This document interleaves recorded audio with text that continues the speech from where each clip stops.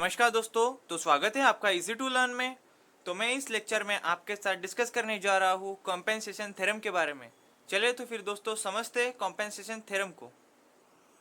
तो दोस्तों किसी भी थ्योरम को समझने से पहले हमको क्या करना पड़ता है, उसका जो स्टेटमेंट है जो कि उस साइंटिस्ट ने हमको बताया है कि इस थ्योरम को कैसे हमारे सर्किट में इम्प्लीमेंट करके कैसे हमारे प्रॉब्लम, उस थ्योरम के ऊपर के जो प्रॉब्लम है वो कैसे सॉल्व करने होते हैं। ठीक है, तो चलिए फिर दोस्तों हम उसके स्टेटमेंट को अच्छे से समझते हैं, फिर उसके बाद हम उसको उस स्टेटमेंट को डायग्रामेटिक रिप्रेजेंटेशन के थ्रू उसको प्रूव करते हैं। ठीक है ना।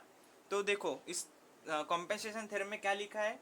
In a linear network, if an impedance Z carrying current I is changed to Z plus del Z, then the change in current del I in any branch of the network can be found by replacing the voltage source by its internal impedance and placing a compensation voltage source of magnitude Vc equals to I del Z in series with impedance। अब देखो दोस्तों, ये वाला जो statement है दोस्तों जो कि हमने अभी अभी पढ़ा है, उस स्टेटमेंट को समझने के लिए थोड़ा, इस स्टेटमेंट समझना थोड़ा इम्पॉसिबल है। इसके लिए मैंने क्या किया दोस्तों, इसी स्टेटमेंट को मैंने बहुत ही इजी लैंग्वेज में यहाँ पे आपके लिए लिखा है, क्योंकि हम समझ सके कि कॉम्पेंसेशन थ्योरम क्या है और क्यों हम कॉम्पेंसेशन थ्योरम को हमारे सर्किट में यूज करते हैं। ठीक है दोस्तों, तो चलिए इस थ्योरम को पढ़ते हैं, इस स्टेटमेंट को पढ़ते हैं और समझते हैं। ठीक है, compensation theorem is very useful theorem. We can apply it to directly find the change in the magnitude of current when the resistance of branch is changed from RL to RL plus DLR। मतलब कि दोस्तों compensation theorem जो है बहुत ही important theorem है। उस theorem को use करके हम क्या कर सकते हैं दोस्तों, directly change in current find out कर सकते हैं। अब देखो चेंज इन करंट कब चेंज होगा दोस्तों, जब हमारे सर्किट का रेजिस्टेंस चेंज होगा। ठीक है ना। अब देखो यहाँ पे लिखा ही है कि हम ये वाला जो करंट है, चेंजिंग करंट मतलब कि डेल आई, ये हम कब फाइंड आउट कर सकते हैं, जब हमारा जो ब्रांच रेजिस्टेंस है वो चेंज होगा from R L to R L plus del R. ठीक है ना दोस्तों। तो ये रहा कॉम्पेंसेशन थ्योरम का स्टेटमेंट जो कि हमने यहाँ पे अच्छे से समझ लिया। ठीक है ना। तो चलिए फिर दोस्तों इस स्टेटमेंट को हम प्रूव करते हैं बाय यूजिंग क्या बोलते हैं, डायग्रामेटिक रिप्रेजेंटेशन। ठीक है ना दोस्तों।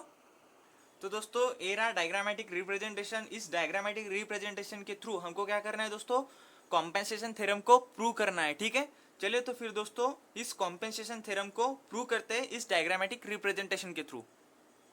तो दोस्तों इस थ्योरम को हम कैसे प्रूव करेंगे, ठीक वैसे ही जैसे हमने इसके आगे के थ्योरम प्रूव किए थे आपके साथ। जैसे कि दोस्तों हमको प्रूव करने के लिए हमको क्या करना होता है, किसी भी थ्योरम को प्रूव करने के लिए हमको उसका जो क्या बोलते हैं, ट्रेडिशनल मेथड से हमको क्या करना पड़ता है, उसका जो करंट या फिर वोल्टेज फाइंड आउट करना पड़ता है। फिर उसके साथ हमको क्या करना पड़ता है, उस थ्योरम को प्रूव करने के लिए उस थ्योरम का करंट या फिर वोल्टेज उसके साथ मैच होना चाहिए। ठीक वैसे ही हम इस कॉम्पेंसेशन थ्योरम के बारे में भी वैसे ही करेंगे। ठीक है, तो देखो दोस्तों प्रूफ के लिए हम क्या लिखेंगे, पहली step traditional method.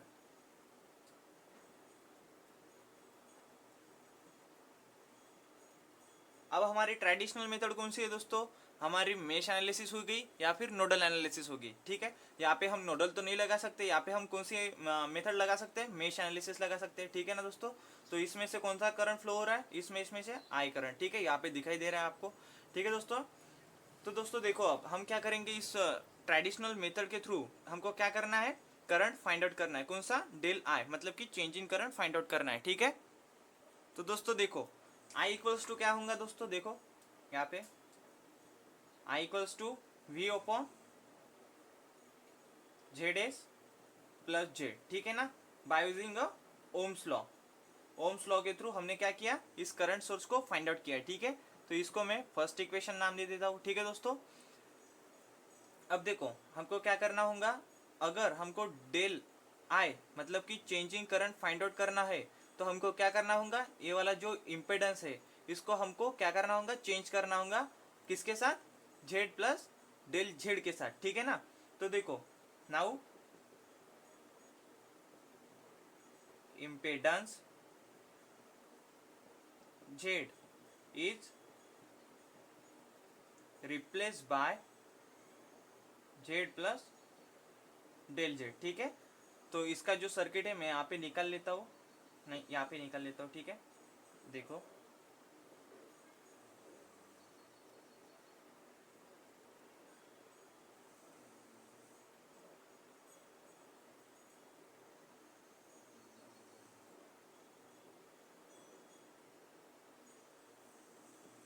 Z plus del Z, ठीक है दोस्तों। और ये हमारा जेड एस, ठीक है। और ये voltage source V plus minus, यहाँ से हमारा करंट जा रहा है I1, ठीक है। इसको मैं I1 कंसिडर कर लेता हूँ, इस करंट को, ठीक है दोस्तों। अब देखो दोस्तों, इस सर्किट में हमको क्या करना है, I1 करंट को फाइंड आउट करना है, ठीक है। अब I1 करंट क्या होगा, देखो V upon Z S plus Z plus del Z, ठीक है। तो ये हो गया दोस्तों हमारा I1 करंट, जो हमने दूसरे नेटवर्क के थ्रू हमने फाइंड आउट किया है, ठीक है। तो इसको मैं सेकेंड इक्वेशन नाम दे देता हूँ, ठीक है। Now the change in current del I is found by subtracting I and I from I1। मतलब कि दोस्तों हमको क्या करना है, डेल आई फाइंड आउट करना है, क्या करके, आई फ्रॉम I1, मतलब कि I माइनस I1, ठीक है। या फिर हम इसको ऐसे भी लिख सकते हैं, I1 माइनस I, ठीक है दोस्तों। ये है इसका स्टैंडर्ड फॉर्म डेल आई को फाइंड आउट करने के लिए, क्या है, I1 माइनस I, ठीक है दोस्तों। तो देखो हमारे पास I1 भी है, जो कि हमने इसको सर्किट 2 में से फाइंड आउट किया, और हमारे पास I भी है, जिसको हमने गिवन सर्किट में से फाइंड आउट किया, ठीक है। तो चलिए फिर डेल आई को फाइंड आउट करते हैं। डेल आई इक्वल्स टू क्या है हमारा, I1 V upon Z S plus Z plus del Z, ठीक है, माइनस हमारा I क्या है, V upon Z S plus Z, ठीक है दोस्तों। तो अब हम क्या करेंगे, इसको क्रॉस मल्टीप्लीकेशन करके हम डेल आई को फाइंड आउट करेंगे। तो दोस्तों इसका क्रॉस क्या आएगा, देखो del I equals to V into Z S plus Z minus V into Z S plus Z plus del Z, ठीक है। ये वाली टर्म यहाँ पे इसके साथ मल्टीप्लाई हो जाएंगी, माइनस ये वाली टर्म इसके साथ माइनस हो जाएंगी, and denominator as it is, ठीक है। ये दो डिनोमिनेटर है वो एक दूसरे के साथ मल्टीप्लाई हो जाएंगे, ठीक है दोस्तों। Z S plus del Z, ठीक है, into Z S plus Z, ठीक है दोस्तों। तो ये हो गया हमारा डेल आई। अब देखो दोस्तों, इसको हम सिंप्लीफाई करते हैं डेल आई को। Del I equals to minus V del Z. अगर मैं इस सब को इक्वेट कर लूँ, मतलब कि एक स्टैंडर्ड फॉर्म में लिख लूँ, इस ब्रैकेट के बाहर निकाल लूँ, तो मेरे पास बचेगा न्यूमरेटर में सिर्फ minus V into del Z upon में क्या मिलेगा दोस्तों, देखो Z S plus del Z into Z S plus Z, ठीक है दोस्तों। अब देखो हमारे पास एक कंडीशन है दोस्तों, उस कंडीशन क्या है, ए वाली, आई इक्वल्स टू क्या है हमारे पास, given I equals to V upon Z plus Z S, ठीक है ना। हमारे पास ये फर्स्ट इक्वेशन है, इस फर्स्ट इक्वेशन के थ्रू मैं क्या कर सकता हूँ, देखो V upon Z S plus Z को रिप्लेस कर सकता हूँ आई के साथ, ठीक है। तो देखो, तो मेरा कुछ डेल आई कुछ ऐसा आएगा, del I equals to minus I del Z upon Z S plus del Z, ठीक है। तो ये हो गया दोस्तों मेरा चेंज इन करंट, ठीक है। फ्रॉम, हमने इसको कौन से मेथड से सॉल्व आउट किया, हमारे ट्रेडिशनल मेथड से, ठीक है। अब देखो दोस्तों, अब हमको क्या करना है, कॉम्पेंसेशन थ्योरम के थ्रू हमको change in current find out करना है। और हम कैसे प्रूव करेंगे, इसके बारे में मैंने आपको बताया था स्टार्टिंग में, कि जो करंट हमने अभी यहाँ पे प्रूव किया है चेंज इन करंट, उसको हमको मैच करना होगा किसके साथ, कॉम्पेंसेशन थ्योरम के थ्रू जो करंट हम फाइंड आउट करने वाले हैं, चेंजिंग करंट फाइंड आउट करने हैं, उसके साथ ये वाला करंट जो है वो मतलब कि इक्वेट होना चाहिए, मतलब कि ये वाला करंट और ये वाला करंट सेम होना चाहिए, तभी हम कह सकते हैं कि हमारी कॉम्पेंसेशन थ्योरम जो है वो प्रूव हो गई, ठीक है। चलिए तो फिर दोस्तों कॉम्पेंसेशन थ्योरम के थ्रू हमारा जो चेंजिंग करंट है वो फाइंड आउट करते हैं। तो देखो दोस्तों, हमको कॉम्पेंसेशन थ्योरम के थ्रू अगर चेंजिंग करंट फाइंड आउट करना हो, तो उसका जो सर्किट है वो कुछ ऐसा सर्किट होगा apart from that our given circuit, ठीक है। तो देखो दोस्तों, हमने क्या किया इस सर्किट को चेंज करने के लिए हम मतलब कि कॉम्पेंसेशन थ्योरम के थ्रू क्या बोलते हैं, चेंजिंग करंट को फाइंड आउट करने के लिए हमको क्या करना पड़ता है, by replacing all other sources in the source network bye their internal resistance. मतलब कि दोस्तों हमको क्या करना पड़ता है, हमको हमारे गिवन नेटवर्क के सारे सोर्सेज जो है वो रिप्लेस करने पड़ते हैं बाय इट्स इंटरनल इम्पिडेंस के साथ। ठीक है, तो देखो इसका जो सेल्फ इम्पिडेंस है ZS, उसके साथ हमने क्या किया, रिप्लेस किया हमारे वोल्टेज सोर्स को जो हमारे पास गिवन था। ठीक है दोस्तों, चलिए तो फिर दोस्तों इस नेटवर्क के थ्रू हमारा जो चेंजिंग करंट है उसको फाइंड आउट करते हैं। ठीक है, तो देखो क्या होगा इसका changing current, del I equals to minus VC upon ZS plus Z plus del Z। ठीक है, तो देखो दोस्तों इसको मैं ऐसे लिख सकता हूं, VC इक्वल्स टू क्या है दोस्तों, I इंटू डेल Z। ठीक है, तो देखो मैं इसको ऐसे लिख सकता हूं ना, I इंटू डेल Z अपॉन ZS plus Z plus del Z। ठीक है दोस्तों, तो ये हो गया डेल I। तो देखो मैं इसको ऐसे लिख सकता हूं, del I equals to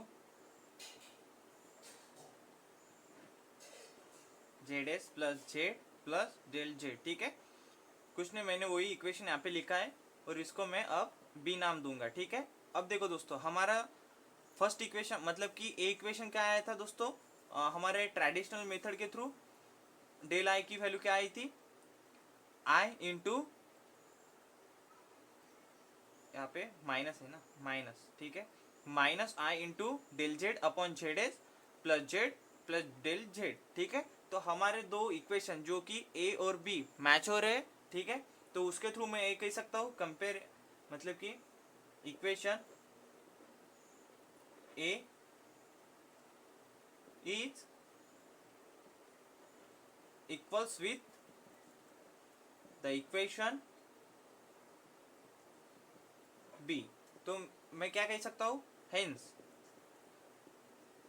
our compensation theorem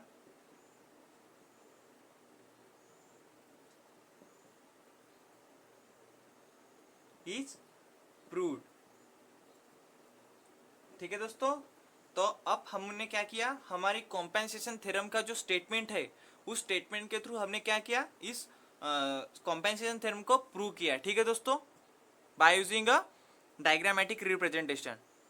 चलिए तो फिर दोस्तों अब हम क्या करते हैं, उसके जो स्टेप्स है, कॉम्पेंसेशन थ्योरम के जो स्टेप्स है वो देखते हैं, जो कि वो स्टेप आपको कॉम्पेंसेशन थ्योरम के प्रॉब्लम सॉल्व आउट करने में बहुत हेल्प करेंगे। ठीक है, तो दोस्तों ये देखो कॉम्पेंसेशन की टोटल 3 स्टेप है, उस 3 स्टेप के थ्रू हमको क्या करना पड़ता है, कॉम्पेंसेशन थ्योरम के ऊपर के प्रॉब्लम सॉल्व आउट करने पड़ते हैं। ठीक है, तो वो 3 स्टेप्स यहाँ पे लिखी है। ठीक है, उसको हम वन बाय वन पढ़ते हैं और समझते हैं। ठीक है दोस्तों, तो पहली स्टेप है दोस्तों, by adding a compensating voltage source VC equals to I into del RL in series with RL plus del RL। ठीक है दोस्तों, इसके बारे में हमने जो नेटवर्क को प्रूव किया था कॉम्पेंसेशन थ्योरम के स्टेटमेंट के साथ। ठीक है ना, तो उसमें हमने देखा था कि हमने कॉम्पेंसेशन थ्योरम के थ्रू हमको चेंजिंग करंट फाइंड आउट करना होता है। तो हमने क्या किया था, हमारा जो वोल्टेज सोर्स था, कॉम्पेंसेटिंग वोल्टेज सोर्स था, वो हमने क्या लिया था, I इंटू डेल ZL लिया था। ठीक है ना, तो हमने क्या लिया यहाँ पे, VC equals to I into del RL। ठीक है, इन सीरीज विथ किसके साथ, किसके सीरीज में होना चाहिए, उसके साथ जो कि यहाँ पे लिखा है RL प्लस डेल RL। ठीक है, उसके साथ हमारा जो ये कॉम्पेंसेटिंग वोल्टेज सोर्स है वो सीरीज में होना चाहिए हमारे कॉम्पेंसेटिंग सर्किट में। ठीक है, हमारे कॉम्पेंसेशन के इक्विवेलेंट सर्किट में। ठीक है दोस्तों, फिर उसके बाद दूसरी स्टेप है, by replacing all other sources in the source network bye their internal resistance. मतलब कि दोस्तों हमारे जो सोर्सेस है वो हमको रिप्लेस करने होंगे उसके इंटरनल इम्पिडेंस के या फिर रेजिस्टेंस के साथ। ठीक है दोस्तों, अब देखो तीसरी स्टेप क्या है, to directly find del I using compensation theorem from the circuit. ये जो हमारा सर्किट होगा इस दो नेटवर्क के, इस दो स्टेप्स के थ्रू हमारा जो नेटवर्क बनेगा उस नेटवर्क में हमको क्या करना है, डायरेक्ट कॉम्पेंसेशन थ्योरम अप्लाई करना है और हमको चेंजिंग करंट मतलब कि del I current find out करना है। ठीक है दोस्तों, तो ये हो गई 3 स्टेप जो कि कॉम्पेंसेशन थ्योरम के ऊपर बेस है। ठीक है, इस 3 स्टेप के थ्रू हमको क्या करना है, कॉम्पेंसेशन थ्योरम के ऊपर के प्रॉब्लम सॉल्व आउट करने हैं। ठीक है दोस्तों, चलिए तो फिर मिलते हैं दोस्तों नेक्स्ट लेक्चर में। धन्यवाद।